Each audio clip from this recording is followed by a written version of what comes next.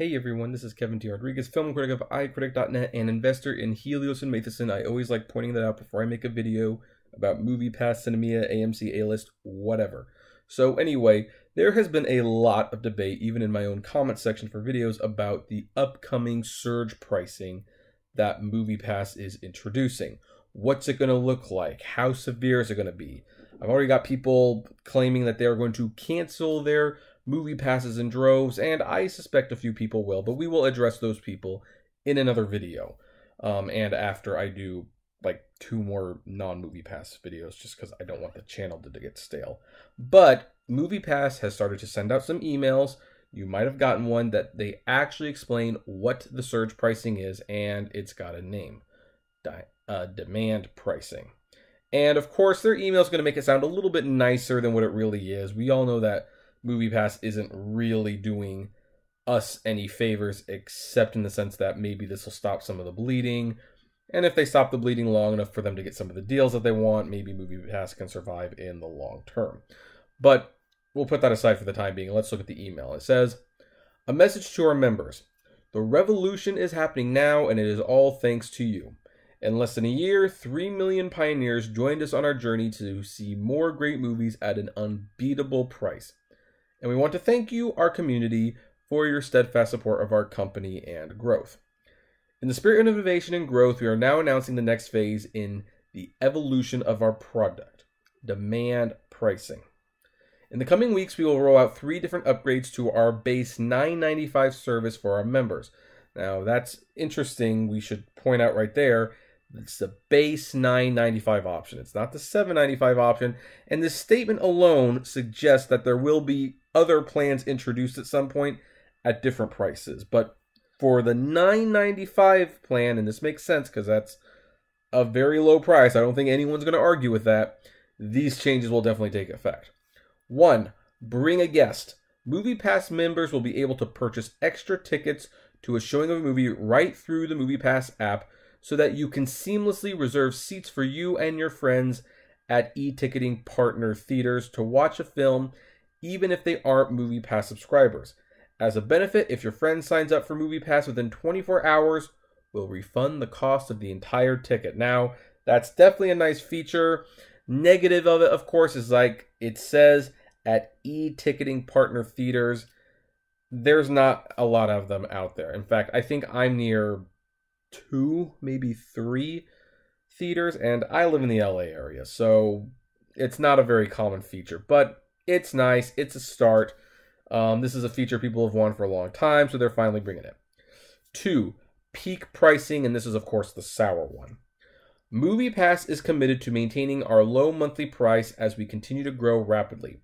Rather than raise our prices or limit viewings, our plan has been to develop a new variable pricing system based on demand for the particular showtimes. Now, I will pause for a second there because that was not a very well-worded sentence.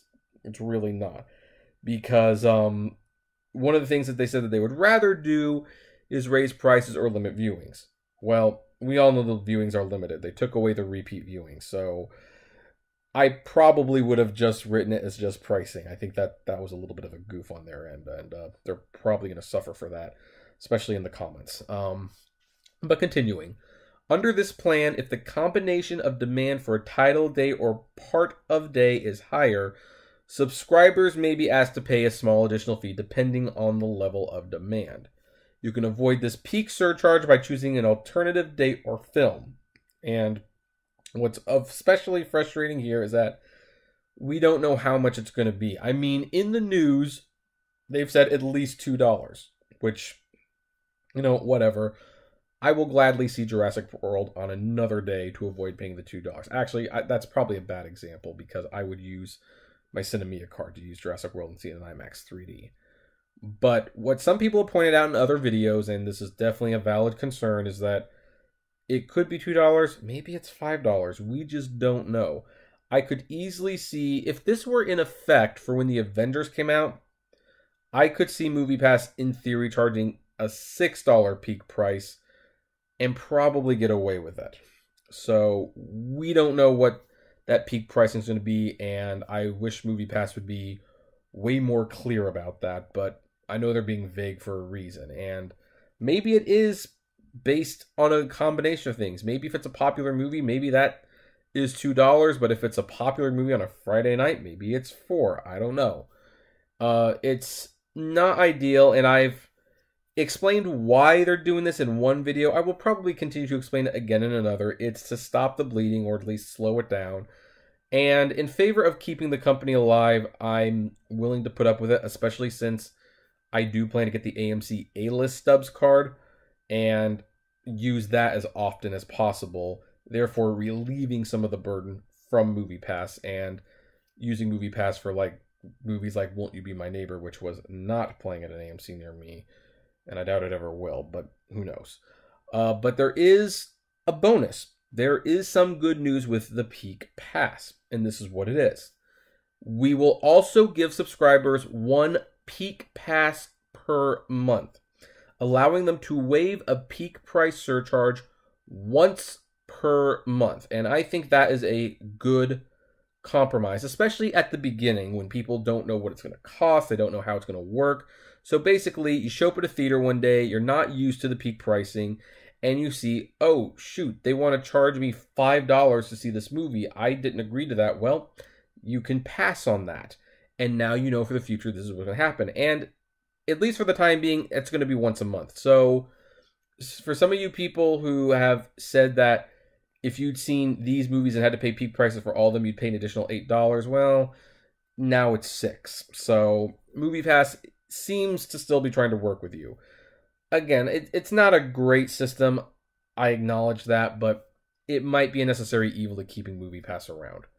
And of course, the other bonus that we have talked about, annual and quarterly subscribers will not incur peak pricing under their current subscription term ends and then renews, which this was what I felt was the benefit to getting the year-long pass, and even other YouTubers like Mundane Matt pointed this out, that it locks you into that price.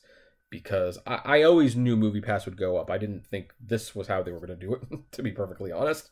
But I knew it was going to happen. And so, as a result, I'm locked in. I don't have to worry about this until December, if they're still around in December. I hope they are, because I've still got that stock, and I'm hoping it'll turn around. Okay, 3, premium showings. MoviePass members on any plan, sorry, my nose itched, will soon be able to access RealD 3D, IMAX 2D, or IMAX 3D, and other premium large format showings of any film for an additional upgrade fee. This is pretty self-explanatory, and here's the thing. I'm glad it's on the card. I don't think it's going to be much. Actually, I take it back. This is going to... I just came up with a revelation, sort of, as I was filming this. Because I was saying I would probably keep all 3 of the subscription. I would use MoviePass. I would have AMC A-List for 3D movies and other movies that just blockbusters that just happen to be playing there. But I would probably keep the Cinemia card. And I would keep the Cinemia card for like Irvine Spectrum and, other IMAXs that AMC doesn't cover. But it just occurred to me, I can probably now safely cancel that Cinemia card. And for the occasional IMAX that is not AMC branded, sorry, bad plumbing. I will use MoviePass and I will pay the surcharge. Because paying a 1 or 2 time a month surcharge as opposed to $40 a month might actually be worth it to me. So, yeah, I am actually starting to lean towards Cinemia going bye-bye for me. I don't think I'm going to be needing it very much longer. So, that could shape some people's opinions of this. If you really think of it like that, yeah, most of the 3D and IMAX movies you can see at AMC if an AMC is near you. But if not, most people might calculate, they might figure, well, I do 1 or 2 IMAXs a month. I'll use my MoviePass and I'll pay $6 for those 2 movies. So I'll pay an additional $12 a month as opposed to $40. So yeah, I'm thinking there's less of a reason to have Cinemia now. That is a nice feature to have. So Yeah, I at first I didn't think that would actually do much, but now that I'm really thinking about it here, yeah, that's I think I might just cancel Cinemia. Who knows? Um, these features are being tested currently and will slowly roll out to all our members over the next several weeks. So it's not going to happen right away in July. In fact, if anything, they're probably going to test it out small and see how many people cancel first. So that's probably what they're going to do. Our aim is to create the most flexible and cost-efficient product so that we don't have to simply raise the price on the subscription, which I still wish they would, just by $5, maybe $3. I would bring in so much extra money that you need right now. But maybe this is the compromise. I don't know. So that we don't have to. Yeah, we appreciate your flexibility as we evolve our service to keep MoviePass at a low cost. We can't express how much we value all of you for being part of that vision. Thank you sincerely, the MoviePass team. And that's, I guess, as good a positive spin on this as you can make it. Again, I think they're going to get crucified for that one sentence, but overall, that's a fairly decent explanation. Now, will people cancel their movie passes? That is a topic I'm going to save for another video. I'm going to explain why people who are saying they're going to cancel might be jumping the gun a little bit, but of course, again, I might be biased. I'm invested. I want MoviePass to succeed. But I will say this, even if MoviePass doesn't succeed, even if they go under, the fact that AMC is getting into it, and the fact that Cinemark kind of got into it, the fact that Cinemia exists, and the fact that Regal will probably at some point jump in, that even if MoviePass doesn't succeed, this is the future, the model is. But don't count MoviePass out just yet. I mean, there's a lot of things that people are not factoring in. First of all, I mean, people are very conscious of the money, and at the end of the day, even with the restrictions, a card that works at virtually all the theaters as opposed to a card that works at one chain, that's going to be a mark against AMC and the Cinemark and potentially Regal card. The fact that the independent theater chains are making deals with MoviePass, that will help them out a little bit. So, and the fact that MoviePass is venturing out into making movies and MoviePhone and probably even buying Fandor at some point, if we're being honest, you know, they've got other ventures. So, who knows? But in the meantime, I think we've discussed what we can. We'll follow up on it a little bit later. What do you folks think? Do you like this explanation, or do you think this is just a bad explanation all around? I would love to know. So, comment below. Like, favorite, share, subscribe. If you enjoy the videos I make, consider becoming a Patreon member. It's totally optional, of course, but even as little as $1 will go a long way in helping the channel run smoothly. And as always, flame responsibly. Have a good one.